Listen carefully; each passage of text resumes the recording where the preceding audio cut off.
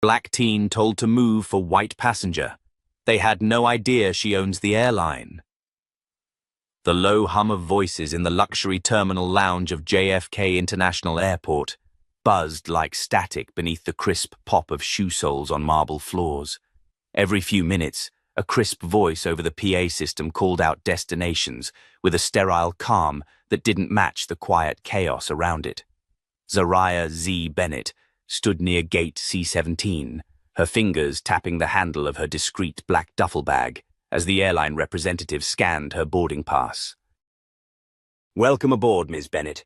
First class, seat 2A. Enjoy your flight." Z nodded politely, offering a small smile. No one gave her a second glance. That was exactly how she wanted it. She walked onto the jet bridge with the quiet confidence of someone who belonged, dressed in high-waisted jeans, a grey hoodie with the words East Bay Robotics Team stitched in faded navy, and white Converse sneakers that had seen better days. She looked every bit the teenage student she was pretending to be.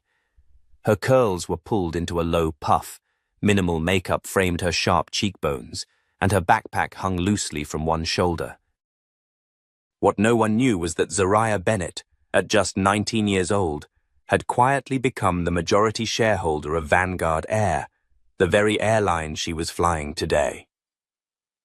The moment she stepped into the first-class cabin of Flight 427, bound for Los Angeles, her eyes scanned every detail. The welcome champagne, the scent of bergamot in the air, the nervous glances of business travelers sizing one another up. She noted every reaction, every interaction. Observation before confrontation. That's what Vivian taught her. Z made her way to her seat, 2A, beside the window. She slid in, tucking her bag underneath and pulling out her phone. A message from Vivian Blackwell waited. "Remember, you're here to watch." "Not to speak, not yet." Z glanced around the cabin as she typed back. "Noted." "But you know if things go left, I won't just sit quiet." Vivian's reply came instantly. "If they go left, go strategic. We didn't come this far for emotion." She was about to put her phone away when a sharp voice cut through the space like a razor blade. "Young lady," the flight attendant snapped, "I believe you're in the wrong seat." Z turned, looking up at the woman. She was in her mid-50s, platinum blonde curls sprayed into stiff perfection, a name tag pinned neatly to her Vanguard uniform blouse. Linda Wexler. Z blinked. "Excuse me?" "This is first class," Linda said, glancing around as if seeking backup from the other passengers. "Are you sure you're not supposed to be in economy? These seats can be confusing for some travelers." Z felt the heat crawl up her neck, but she forced a calm tone. "Seat 2A. That's what my boarding pass says." Linda reached out a hand, her smile tight. "May I see it?" Z handed it over. Linda barely glanced at it before her lips tightened. Must be a mistake." "Wait right here, please." She spun on her heel and walked quickly toward the front. The man across the aisle, an older white gentleman in a grey Armani suit, shifted uncomfortably. He didn't say a word, but he looked at Z with something between embarrassment and pity. Z sat still, every muscle in her body tense. She could feel the subtle stares around her. She wasn't surprised.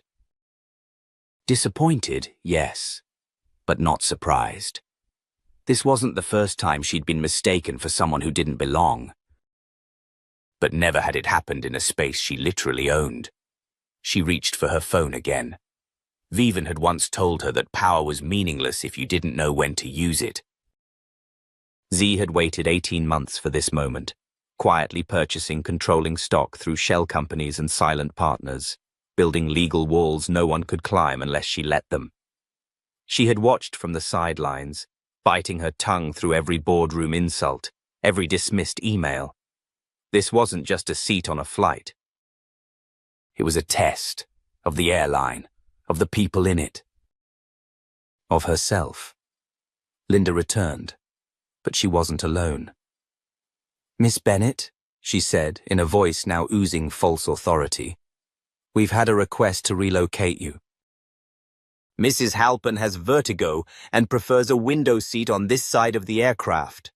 Z turned to see the woman Linda was gesturing to, a well-dressed older white woman with a pearl necklace and a wide-brimmed designer hat. She was already eyeing the seat, practically moving toward it. "There are 3 other window seats in this cabin," Z said, voice calm but pointed. "This one happens to be mine." "Yes, well," Linda's voice sharpened. "We're trying to accommodate a frequent flyer. I'm sure you'll be just as comfortable in 11C. Z didn't blink. "I'm not moving," Linda inhaled sharply. "I'm sorry, Miss Bennett, but I'm going to need you to be reasonable. I don't want to escalate this." Z tilted her head. "No escalation needed. I paid for this seat. I checked in properly. I boarded early. There's nothing unreasonable about that." The cabin had gone utterly quiet. A man 2 rows behind leaned forward, clearly recording. The air itself felt like it had frozen. Linda's jaw tightened. "If you continue to refuse, I'll have to call security." Z looked directly at her, her tone cutting through the tension like a scalpel. "You might want to do that, but before you do, maybe check the ownership roster of Vanguard Air." Linda blinked. Z pulled out her phone, opened the executive team page on the Vanguard corporate site, and tapped a profile. Then she turned the screen to Linda. The photo was unmistakable. Zariah Bennett, majority shareholder. Chairwoman of the board. Z didn't raise her voice.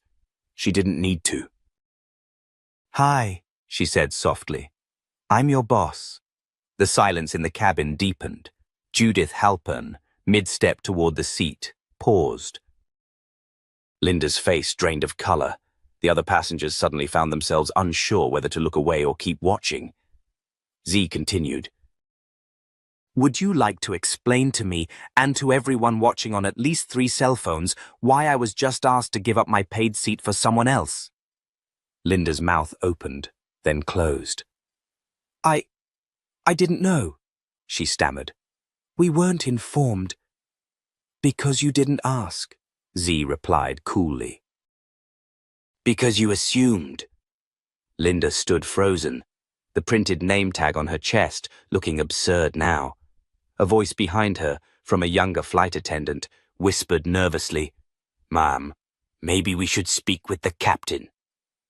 Z looked back at her phone. Her inbox was lighting up.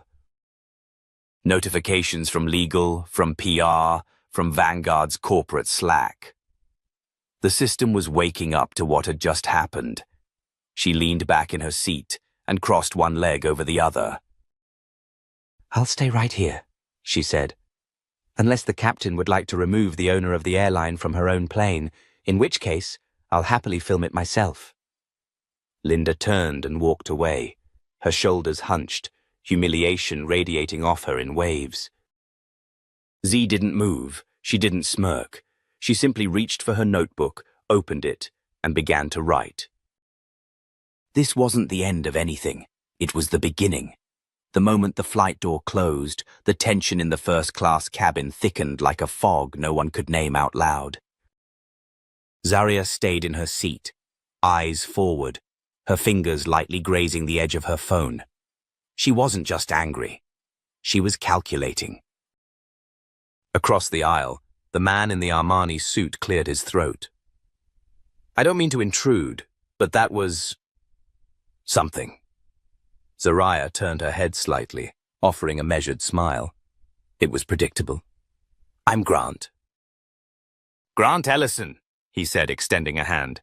"I'm with Ellison Financial, and you?" She hesitated, then shook his hand.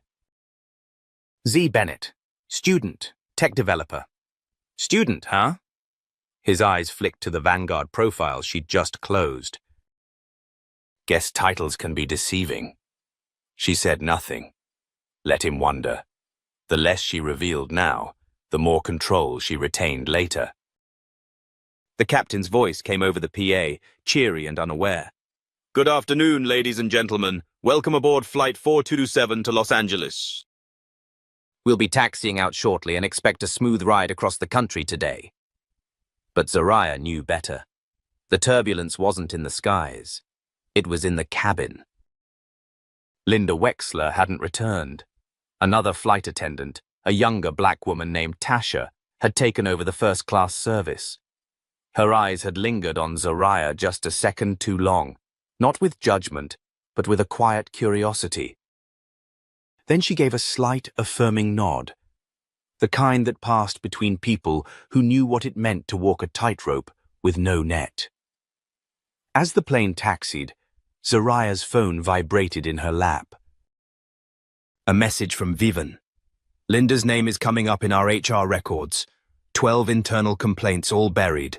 Richard's name is all over the suppression memos. Keep watching. Record everything. Richard Harmon, Vanguard's Chief Operating Officer. The man who once gave a speech on the importance of maintaining brand heritage at the last shareholders' retreat. Translation. Keep the cabins full of white faces and golf shirts. Zariah began to write again in her notebook, this time not just observations, but questions. Who else on this crew was complicit? Why had she been warned in the first place before the flight? Someone had sent her a text. Stay in your lane or regret it. That meant someone already knew her secret. The question was, who? The flight reached cruising altitude. Tasha moved down the aisle, offering drinks. When she reached Zariah, her voice was calm but slightly hushed. Can I get you anything, Miss Bennett? Water's fine. Thank you. Tasha glanced at the notebook in Zariah's lap. You writing a book? Zariah smiled slightly. Just documenting a moment. Tasha leaned in as she poured the water. Good, because people are going to want to read it one day. Then she moved on. The seatbelt sign dinged off, and Zariah felt the shift in the cabin. Movement, people relaxing. But she stayed tense, her eyes scanning. 2 rows ahead, she saw the back of another flight attendant, male, white, mid-30s, speaking to a passenger in hushed tones. Something about the body language didn't feel right. A glance back. A tilt of the head. Then the man's eyes flicked directly to Zariah. She recognized that look. Not curiosity. Surveillance. She tapped into the Vanguard internal app on her phone. Private access. She bypassed the employee manifest and dug deeper into internal HR logs. The man's name appeared, James Koenig. No direct complaints, but flagged once for inappropriate remarks. Details sealed. A minute later, her phone buzzed again. Unknown number. You made a mistake showing your face. This isn't over. She blinked. Stared at the message, then slowly lifted her phone and took a photo of the screen. Suddenly, her notebook wasn't just for documentation. It was evidence. Jason Miller, the attorney she'd noticed in boarding, stood up from a few rows back and approached her seat. He looked cautious, but deliberate. Miss Bennett, may I sit for a moment? She tilted her head. Do I know you? No, but I know who you are, or at least who they think you are. I specialize in transportation discrimination cases, and I've seen this play out before, but never on this level. She gave him a slow once-over, not bothering to hide her skepticism. You always approach strangers mid-flight with legal offers? I don't offer anything unless it's needed. And right now, I think you're in the middle of something much bigger than one bad flight attendant. She stared at him for a moment, then nodded toward the seat next to her. You've got 1 minute. He sat. There's a pattern. Cases from different airlines, different airports, same kind of incidents. And always the paper trail disappears. Complaints vanish. Victims drop the cases. Until now. You're saying it's coordinated? He leaned in. I'm saying it's a system. And you just stepped on a live wire. Zariah looked out the window for a long second, then back at him. Good. Maybe it's time someone blew the fuse. Just then, a soft chime echoed through the cabin. The pilot's voice returned, but it was different, tense. Ladies and gentlemen, we're experiencing a minor issue with the navigation system. Nothing to be concerned about, but we'll be leveling off at 30,000 feet until resolved. Thank you for your patience. Zariah's gaze shifted. That wasn't normal. And then her phone buzzed again. You think being owner protects you, not in the air. She didn't respond. Instead, she looked at Jason. I need access to a secure channel, encrypted. He nodded. I'll help, but you need to understand. If someone's targeting you at this level, they're playing dirty, and it won't stop when the plane lands. Zariah finally allowed herself to speak the words that had been forming in her mind since the boarding gate.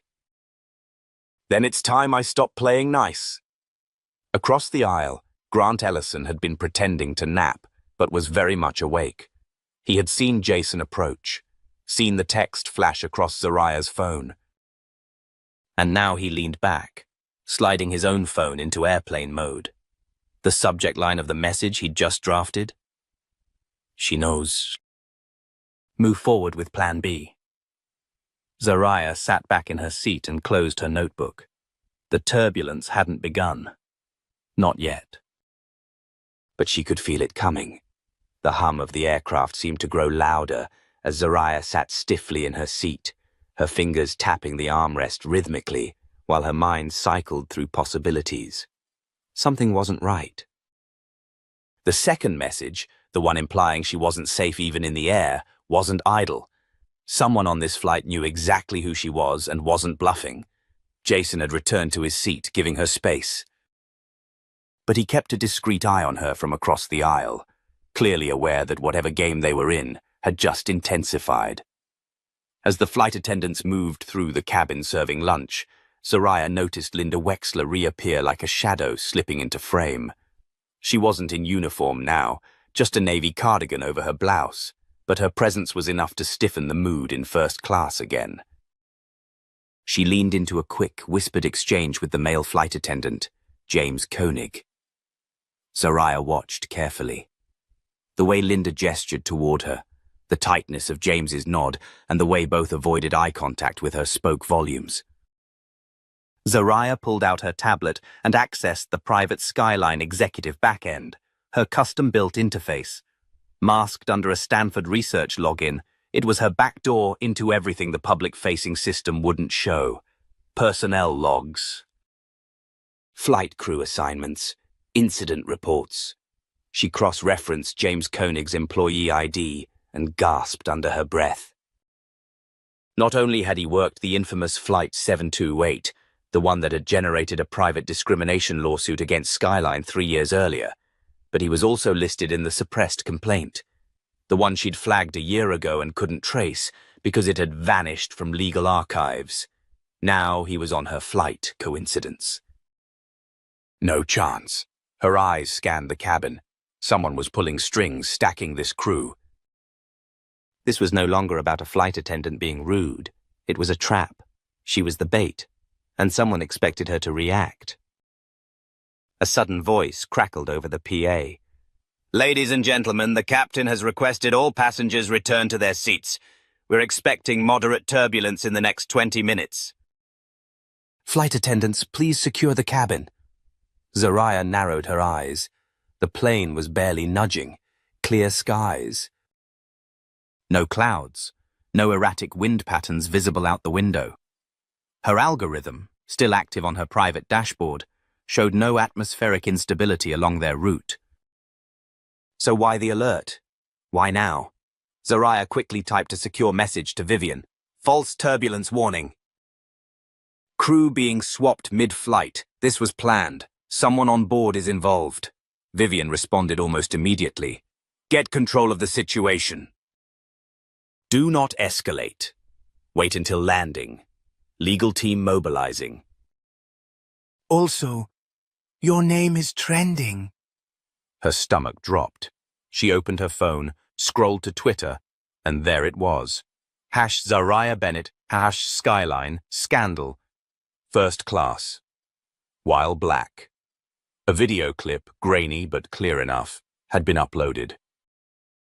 It showed the exact moment Linda Wexler tried to remove Zariah from her seat. The clip was captioned, "Teen girl told to move for white passenger. Turns out she owns the airline." And it was everywhere. 400,000 views in under 30 minutes, comments pouring in, some cheering.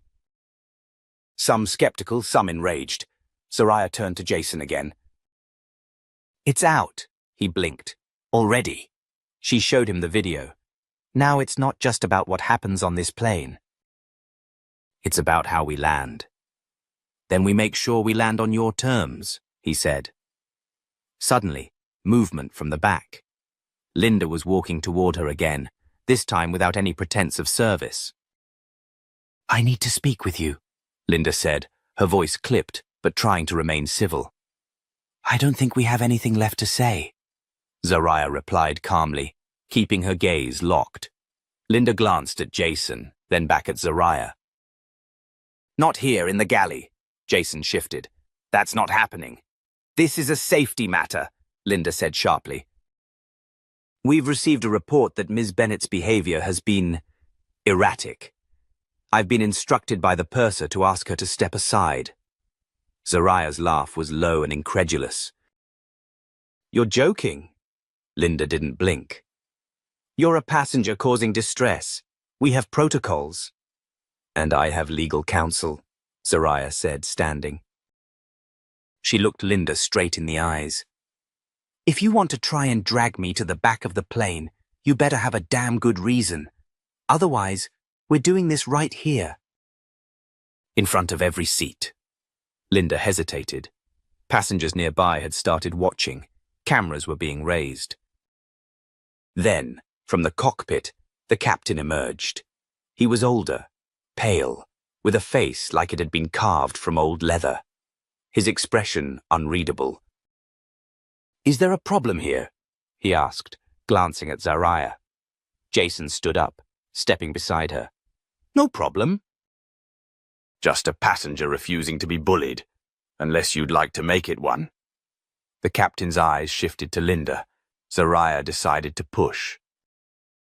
"You might want to know that I'm Zariah Bennett, majority owner of this airline. And if one more of your staff tries to remove me from this seat again, you won't just be answering to legal. You'll be answering to the DOJ." Gasps. Audible gasps around the cabin.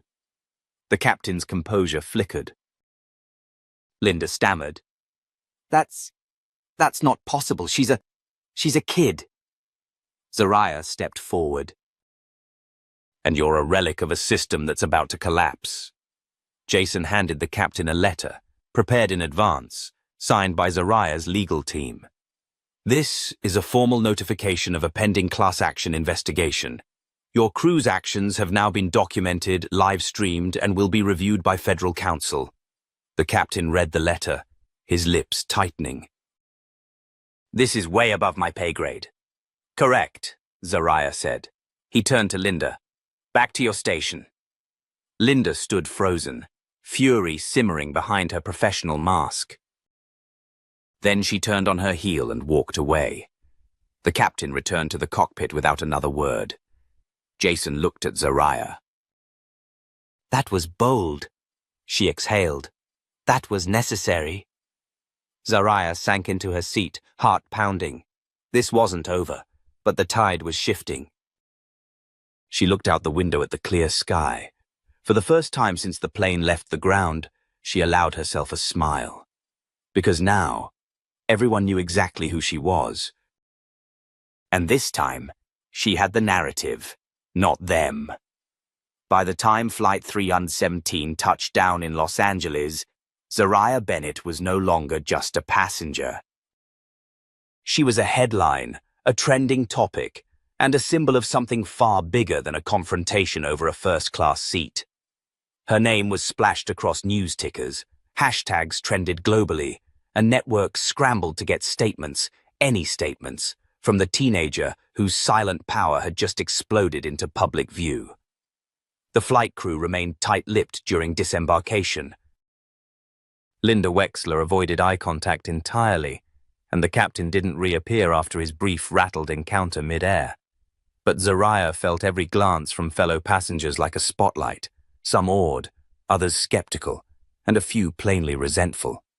She kept her chin high, shoulders back, but inside, her stomach was in knots. Jason walked beside her as they exited the gate. "We've got a situation." "What kind?" He handed her his phone. A message thread. Vivian had sent it.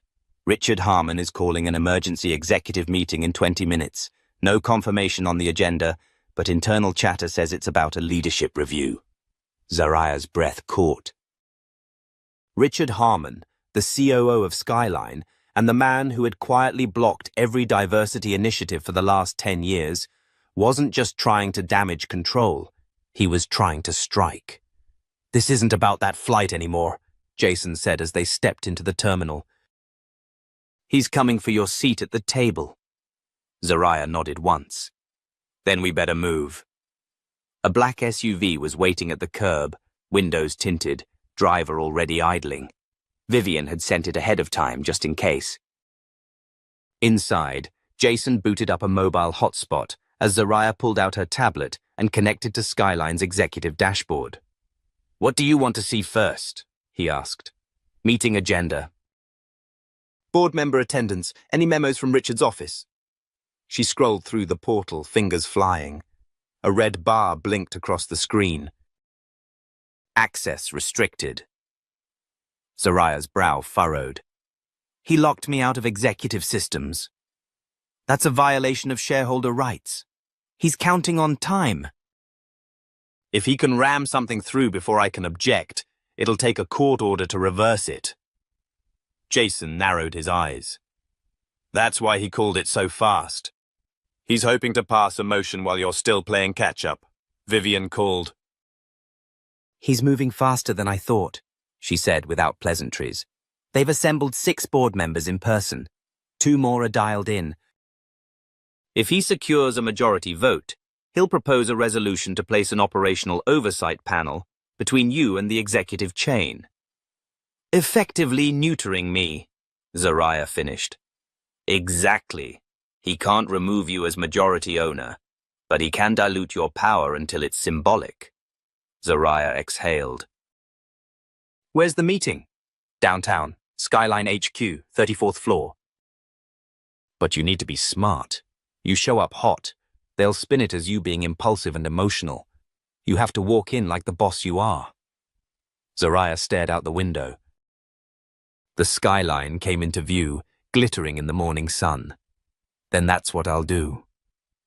When they arrived at the building, Zariah didn't rush. She didn't burst through security or demand anything.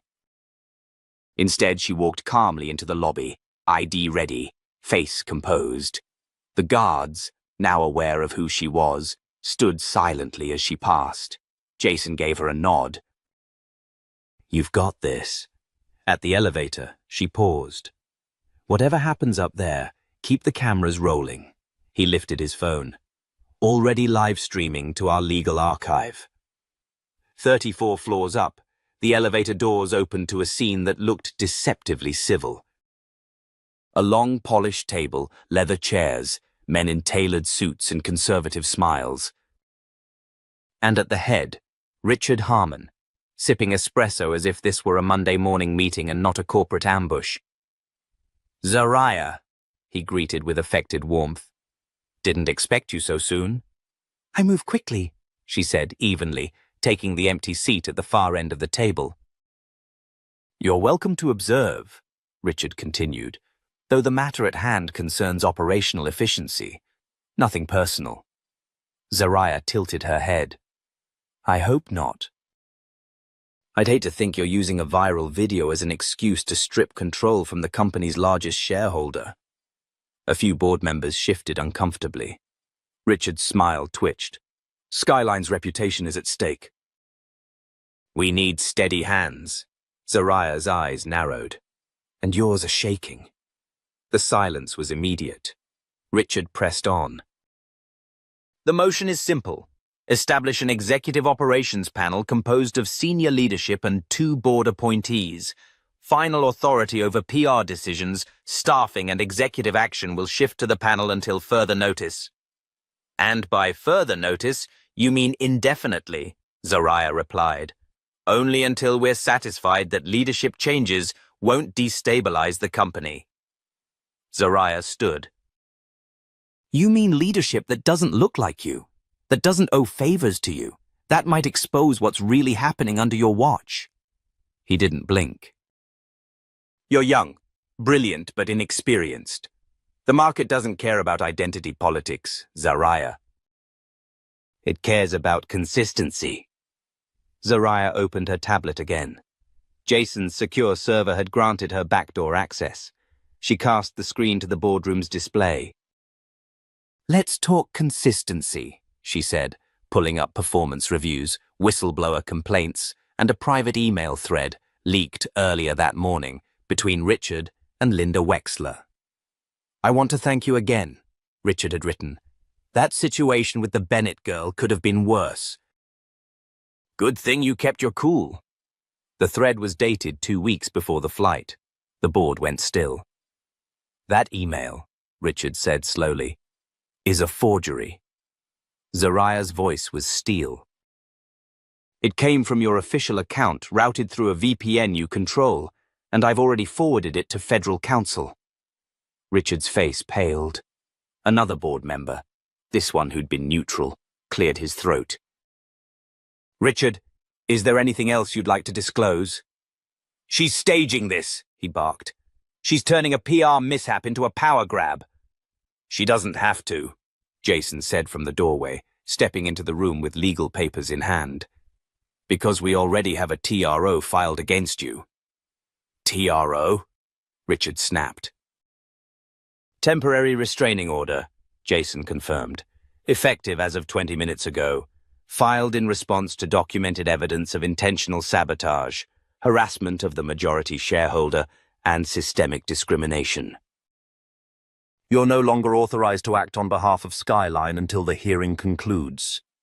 One of the board members swore under his breath. Zariah turned to the room. You want steady leadership? That's me. You want accountability? It starts now. The meeting dissolved into murmurs and rapid legal discussions. Richard stared at her, fury barely contained. You have no idea who you're fighting, he muttered as he passed her. I do, Zariah whispered back. And now so does the world. She didn't watch him go. She didn't need to. He'd underestimated her. They all had. But from this moment on, there was no turning back. The press storm hit like a thunderclap. Within an hour of Richard Harmon being served with a temporary restraining order and escorted from the Skyline boardroom, the story had gone national. Networks played the confrontation on loop, Zariah calmly projecting evidence on the boardroom screen while Richard floundered red-faced in front of stunned executives. By noon, She Owns the Airline trended across every major platform. But Zariah barely had time to process any of it, because just as she caught her breath, Vivian called with a warning. Richard's not going quietly, Vivian said, voice low but sharp. He's lawyering up and has already submitted emergency motions to challenge the TRO. More than that, he's going on offense. Zariah was pacing her suite at the Intercontinental, the makeshift war room they'd set up since returning from LAX. What kind of offense? He's already booked time with 2 of the largest cable networks tonight, Vivian replied. He's planning to spin the narrative, paint you as an overreaching activist playing the race card. He's betting the public will believe a black teenager couldn't possibly run a multi-billion-dollar airline. Zariah gritted her teeth. Then we counter before he gets the first word. Jason joined the call, pulling files up on his screen. He's also leaking internal emails.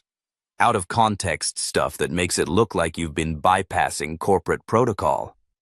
Which I have, Zariah admitted. Because the system is designed to hide the truth. And now he's using that truth as ammo, Jason replied. We need to get ahead of this. Zariah stopped pacing. Then we don't wait for the next attack. We expose everything. Vivian was silent for a moment. Everything? I want the discrimination archive published, Zariah said firmly. All of it. Every complaint, every settlement, every buried report. Make it public. Jason raised an eyebrow. That's nuclear, Z. You'll blow the lid off Skyline's entire HR structure. Good, she said.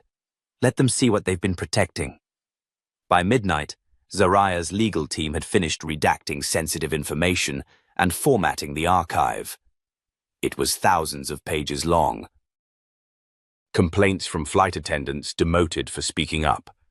Pilots who'd been sidelined after reporting racial harassment. Customer feedback flagged and ignored. It painted a damning picture of a culture designed not just to tolerate discrimination, but to insulate it.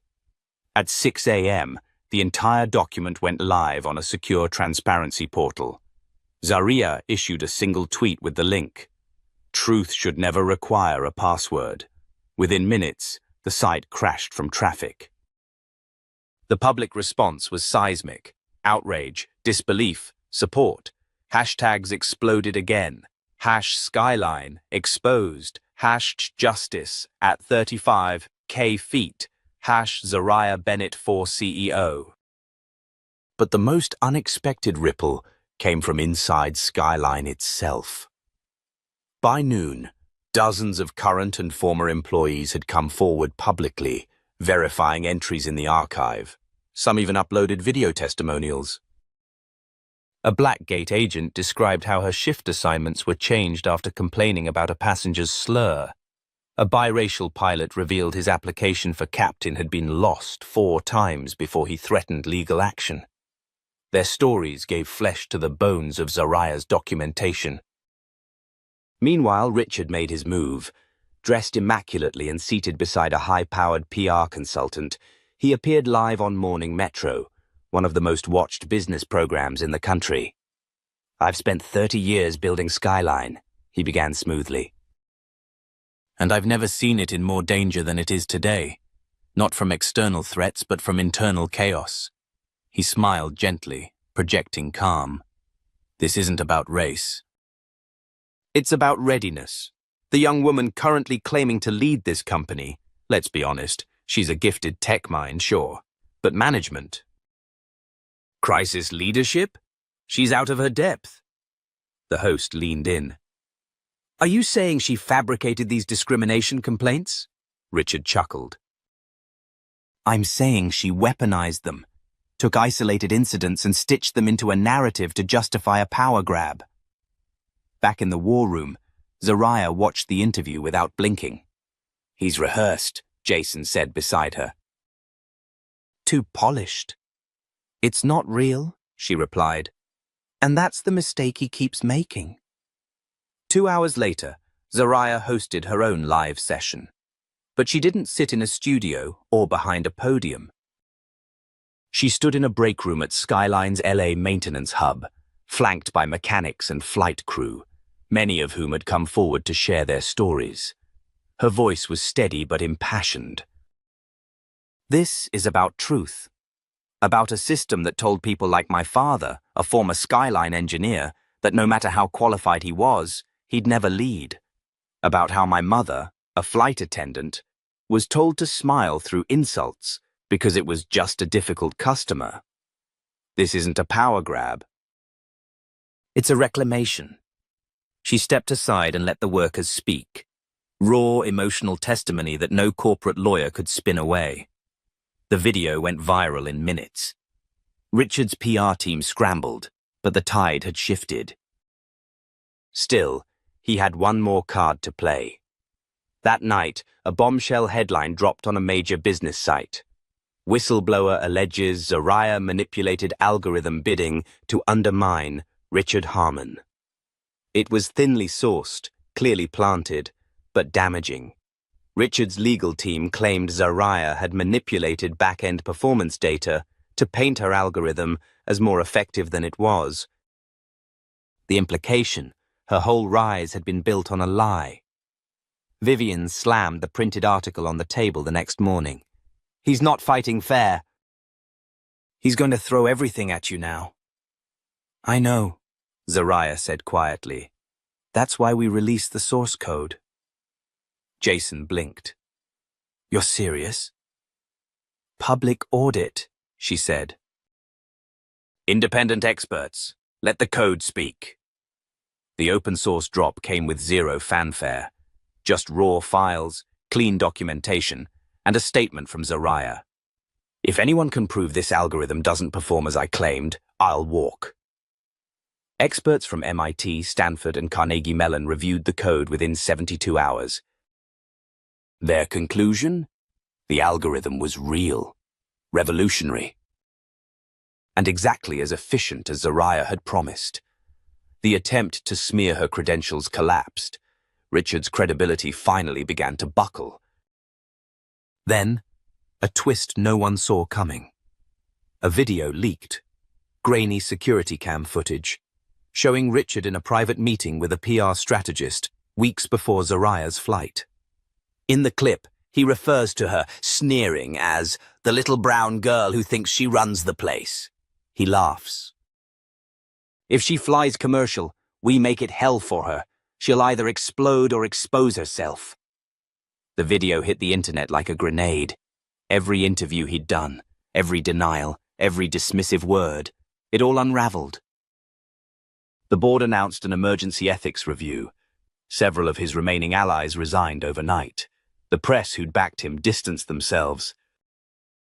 And Zariah? She didn't gloat, didn't give a victory speech.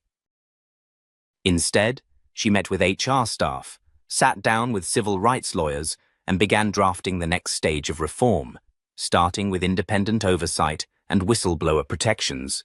Because for her, this wasn't revenge, it was repair. And it was just beginning. The hum of the SUV's engine was the only sound between Zara and Vivian as they weaved through the early morning traffic of downtown San Francisco. The city was still groggy, wrapped in fog, unaware that a corporate war was nearing its boiling point behind closed doors. Zara stared out the window, one hand clutched tightly around her burner phone, the other holding a flash drive that might hold her company's salvation or its undoing. "You sure this is going to work?" she asked, breaking the silence. Vivian glanced over, her eyes tired but unwavering. "It has to. We've got 10 hours before Richard pushes that emergency vote. If the board signs off on the new bylaws, you're out permanently." Zara nodded, jaw tight. The stakes were no longer about one insult in first class. They had mutated into a full-scale coup, a battle for the soul of the airline, and a broader fight against a system that had tried to chew her up and spit her out the moment she stepped out of anonymity. They arrived at the private legal offices of Baker, Langston Hughes, where Jason and his team had set up their temporary war room. A security guard met them at the garage and ushered them to a side elevator that bypassed the main lobby. Every step had been calculated for stealth. Richard had eyes everywhere. Inside the conference room, Jason looked up from his laptop as they entered. "Zara, we've got something." The assistant from Prescott Burke delivered internal emails. Direct proof that Richard's team not only knew about the discrimination complaints, they categorized them, rated their risk level, and mapped out which ones to settle quietly. Zara's lips parted. They had a system for silencing people. "A whole playbook," Jason confirmed grimly. "They called it the Harmony Protocol." "Cute, right?" Vivian paced behind the chairs. "That's the final nail. With this, we can go to the press if the board refuses to act." Zara hesitated. "Not yet. I want to give them a chance to do the right thing, but we move forward the moment they don't." Jason nodded, then clicked into the next slide on the digital display. We also traced 2 shell companies back to Margaret Whitfield's family trust. Money funneled through there was used to pay off employees who complained about racial profiling in premium cabins. We have banking records, timestamps, the works. Zara leaned in. How long have they been doing this? At least 7 years. We've documented over 200 separate payments under what they labeled guest satisfaction remediation. There was a knock on the door. Everyone stiffened. It was Carlos. He stepped in quickly and shut the door behind him. "You've got a problem," he said quietly. "Security at HQ is on high alert. They're checking badges and scanning phones. Richard's team is expecting you to try something today." Zara looked at Jason. "Then we don't give them what they expect." Carlos stepped forward. "I'm staying on the inside. There's something else. Margaret is holding a lunch meeting with key board members." "Not at HQ. Private club in Marine. She's making a last-minute push for the bylaw vote." Zara clenched her jaw. "Then we crash it." Vivian raised an eyebrow. "That would break the restraining order." "I don't care. If they change the bylaws, they'll use it to justify keeping me out permanently." "What's a violation compared to losing everything?" Jason held up a hand. "You might not need to. The emergency hearing we requested to challenge the restraining order just got scheduled this afternoon. If we win, you're clear to attend any company function legally." Zara exhaled. For a moment, the weight lifted. "We need more than just legal arguments," she said. "We need a narrative shift, something undeniable." Jason pointed to the burner phone. "That flash drive, what's on it?" Zara slid it across the table. "Security footage from the flight. Stephanie trying to remove me. Margaret demanding my seat. It's all there." He plugged it into the laptop. For the next 5 minutes, the room sat in silence as the video played out. Margaret's entitled insistence, Stephanie's cold tone, Carlos's quiet confirmation that Zara belonged in that seat. Then Zara's voice, calm and cutting, delivering the final line. "I'm Zara Davis, majority owner of this airline." Jason looked up. "This alone could turn everything." "No," Zara said. "Not alone. Pair it with the Harmony Protocol documents, the money trail. The complaints they buried. We don't just expose them, we show the machine." Jason turned to Carlos. "Can you get us into HQ after the hearing?" He nodded. "I'll open a side door. You'll need to move fast." The plan was set. If the restraining order was lifted, they'd enter HQ with the evidence and demand a full board vote. If not, they'd drop everything to the press and let public fury do what internal channels refused to. As Zara stood to leave, Jason caught her arm.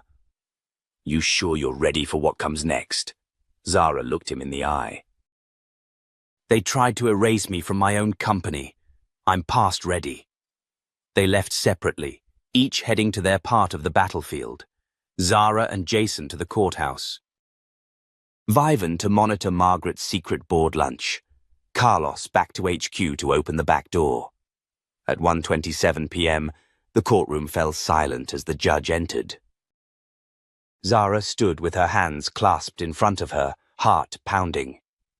Jason laid out the timeline. The anonymous threats. The discriminatory incident. The fabricated media narratives. Then, he delivered the bombshell. Richard's team had suppressed exculpatory evidence and coordinated with legal insiders to target Zara under false pretenses. When Jason played the audio clip of Richard instructing security to detain Zara quietly, even the judge's eyebrows twitched. At 2:11 p.m., the judge ruled. Restraining order dissolved. Zara's jaw didn't drop. She only nodded, collected, and walked out with Jason. Now came the real battle. They drove in silence toward HQ. Traffic moved slowly. The sky hung heavy, as if even the weather was waiting. As they approached the side entrance, Carlos was already there, waving them in. Inside, the air felt sharp. Every passing employee turned, eyes wide, whispers following her down the hall. The boardroom was full. Richard sat at the head of the table, relaxed, arrogant, until the door swung open. Zara stepped in, and the room changed. Every eye turned. Richard stood up, stunned. "You're not allowed to be—" "The restraining order has been lifted," she said evenly. "I'm here to present evidence before the vote." "You'll want to see this." She connected her laptop. The screen came alive, and the truth began to play. She watched Richard's smirk melt, his composure crack, and his legacy shatter. It had begun. The video had barely finished playing when the boardroom erupted into hushed murmurs. On screen, the flight footage had shown every excruciating moment. The smugness in Stephanie's voice, the desperation on Margaret's face when denied Zara's seat, and most damning of all, Richard's clear directive through an intercom message to resolve the situation quietly. Zara stood still in the center of the room, hands folded, letting the silence weigh heavy. She didn't rush. She wanted them to sit in it. Howard Greeley, an older board member with silver hair and a reputation for caution, broke the silence first. "Miss Davis, what you've just shown us, is that real-time footage from the flight?" Zara nodded once. "Directly pulled from Skyline's internal archive." "Time-stamped, metadata intact. I have the chain of custody if you'd like verification." Murmurs again. Richard stayed seated, jaw clenched, his knuckles white where they gripped the table. Across the room, Margaret looked pale. "I have more," Zara said, plugging in a second drive. Emails between legal counsel at Prescott Burke and internal operations. Evidence that discrimination complaints were not only ignored, they were categorized by liability risk and buried using coded settlements. "Coded settlements?" Isabella Tran, one of the newest board members, asked. Jason, seated just behind Zara, chimed in. "A pattern of payments marked under innocuous budget items, guest satisfaction remediation, executive discretion incentives, over 200 complaints paid out and sealed with NDAs." The second slide clicked in. Names. Dates. Amounts. And then came the real shock. The third slide showed wire transfers from Margaret Whitfield's family trust into a shell account used to fund these payouts, effectively buying silence and protecting her seat on the board. The temperature in the room dropped. Greeley turned toward Margaret. "Is this true?" She raised her chin defiantly. Her aristocratic calm rattled but not broken. "Skyline had to manage reputational risk. Settlements are not admissions of guilt." "They're standard procedure in this industry." Zara didn't even blink. "Standard procedure isn't a justification. It's an indictment." "I think we need to consider whether this board has been complicit," said Davis Holloway, a long-serving director from the company's legal compliance committee. "And what that means for our fiduciary responsibilities." That was the moment Richard stood. His voice came low, controlled but strained. "Let's not kid ourselves. This isn't about one flight. This is about a teenager playing corporate revolutionary. You're 19, Miss Davis. You've never run a company. You've never managed a crisis. And now you're parading video clips like some social media influencer expecting us to hand over executive authority?" "You already did," Zara said, voice cool. "I own 51%. I've respected the board, the legal process, even the gag order placed on me under false pretenses. But I'm done letting you spin narratives to protect a crumbling system." Richard's voice sharpened. "That crumbling system turned Skyline into one of the most profitable airlines in North America. You think activism runs fleets? That performative justice will keep planes in the air?" Zara turned to the rest of the board. "Let me show you something." She clicked again. The screen showed data graphs from the last 18 months. flight optimization improvements due to her predictive algorithm, millions saved in fuel costs, customer satisfaction metrics trending upward in regions where new diversity policies had been piloted. It was data, not dreams. "I didn't walk into this with slogans," she said. "I built the software that saved this company tens of millions. I structured the acquisition that gave me control. And now I'm here to fix what's broken, not burn it down." Another board member, Larissa Michaels, leaned forward. "Why now, Zara? Why expose everything now?" Zara's voice softened, but only slightly. "Because I was raised watching my father passed over for promotion at this very airline. Because my mother was a flight attendant who was written up for wearing her hair naturally, because they were invisible. And because on that flight, someone looked at me and decided I didn't belong, despite the fact that I owned the airline." Jason stood. "And for the record, any vote conducted under the illegal bylaw provision being proposed today is subject to immediate challenge in federal court. We have filed an injunction as of 10 minutes ago." A tense silence. Then Greeley said, "I call for a motion to suspend Richard Harmon from his role as acting CEO, pending an internal and legal investigation." Margaret stood sharply. "You can't do that. He's out of order," Peterson snapped. Zara didn't move. She let the board deliberate, but her eyes never left Richard's face. He stared back at her, a man watching his empire crack. The vote was called, 8-4 in favor of suspension. Another motion followed, Margaret's removal pending an audit of financial entanglements. 6-5, passed. The final motion came from Jason.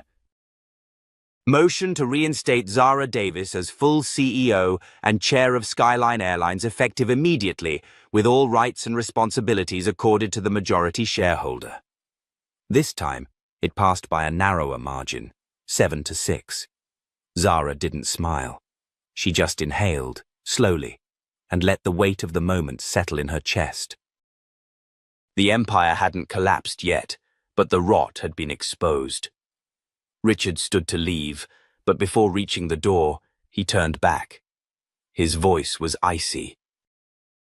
"You think you've won, but the industry doesn't change because of one board vote.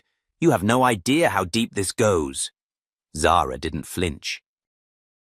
"Maybe not, but now the world's watching. And this time, I'm not going anywhere." The boardroom remained still long after he exited. And for the first time since the battle began, it felt like the tide had truly turned. The city skyline glowed against the fading light as Zara sat at the head of a newly redesigned boardroom, gone were the cherrywood walls and imposing leather chairs Richard once favored. Now, the room felt open, filled with natural light, circular in design, symbolic of her approach. No more hierarchy for hierarchy's sake. Equality was no longer just a slogan, it was structure. Her hands hovered above the desk for a moment before she clicked into the final presentation. Across multiple monitors in the room and hundreds of screens across the country, Skyline employees, shareholders, media partners, and even passengers were tuned in for what had been branded as Skyline's Reckoning and Rebirth. "Good evening," Zara began, her voice steady but sincere. "My name is Zara Davis. I'm the CEO of Skyline Airlines, and today we're not just talking about change, we're proving it." She paused, letting the opening land. "In the past few months, we've uncovered what many long suspected but couldn't prove. Systemic discrimination embedded within Skyline's operations, policies, training, evaluations, and even in how we treated our own passengers. We now have the evidence, and today, I'm going to show it to you." Zara clicked to the next slide, which laid out the findings of an independent civil rights audit, led by former federal prosecutor Ava Reynolds. The investigation had uncovered 184 distinct complaints of racial bias that had been ignored, settled, or manipulated into silence. "But this story didn't start with a report," Zara continued. "It started on a flight, with one seat. With one assumption. She looked straight into the camera. Someone looked at me, a young black woman in a hoodie, and decided I didn't belong in first class. They didn't know I was the majority owner of the airline. They didn't care, because discrimination doesn't ask for your title, it assumes. Her voice caught slightly, but she recovered quickly. That assumption cost this company millions in lost stock value, national credibility, and trust. But what matters more than those numbers are the people. The employees passed over. The passengers humiliated. The young professionals who once dreamed of working here but chose not to apply because they didn't see themselves represented. The next segment of the presentation revealed the reforms. A new anti-discrimination policy. Real-time complaint tracking with monthly public updates. Independent review panels with no ties to executive leadership. Anonymous internal reporting tools. Quarterly diversity audits conducted by third-party organizations. And most notably, the creation of the Skyline Equity and Access Fund, $25 million allocated to support employees and passengers who had been impacted by past misconduct. Zara's voice softened. We can't change the past, but we can own it, and we can build a future that makes it right. Suddenly, the live stream feed was interrupted by a breaking news alert. Jason, standing just behind the camera, leaned toward her and whispered, "They pleaded guilty, both of them, Richard and Margaret." Zara blinked. The reporter on screen confirmed it. Former CEO Richard Harmon and board member Margaret Whitfield had accepted plea deals for charges of conspiracy, obstruction, and civil rights violations. They were facing sentencing in federal court the following month, their reputations in tatters. The chat beneath the stream exploded with messages, employees posting words like "finally" and "about time." Passengers were thanking Zara. Several former employees shared their own stories in real time. Zara took a deep breath and spoke again. Justice doesn't come from exposure alone. It comes from consequences. And today, we've seen both. She motioned for the final slide, which displayed the new company motto, "Everyone belongs in first class." Not because of what's in your wallet or the color of your skin, but because dignity doesn't have a seat assignment. She stepped away from the podium as applause filled the room. But it wasn't over yet. Later that evening, after the cameras were packed up and the guests had left, Zara stood at the window of her office, once Richard's, now stripped of the symbols of power and replaced with reminders of purpose. Family photos. A framed copy of her parents' employee badges, and the letter she wrote to herself at age 14, now framed on the wall, where she had promised she'd own the airline one day. Vivian walked in, holding 2 mugs of hot cocoa. "No tea tonight, just comfort." "You did it," she said, handing Zara the mug. "We did it," Zara replied. They stood in silence for a moment, watching the blinking lights of planes taking off in the distance. "You think it'll last?" Zara asked. Vivian didn't hesitate. "Not unless we keep fighting." Zara smiled. "Then let's fight smart." And then she turned back to her desk, where a folder labeled Industry Coalition Initiative waited. Because Skyline was only the first. She had her eyes set on broader skies now. If you've ever been told you don't belong, if you've ever had to stay quiet just to keep your job, or if you've ever looked around and wondered why no one stood up, let this story remind you that one voice can shift a system. Support stories like this by liking, commenting, and subscribing. Your voice matters, and every time you share, you help push justice one step closer to the front of the plane. Because from this day forward, everyone belongs in first class, especially those who were told they never could.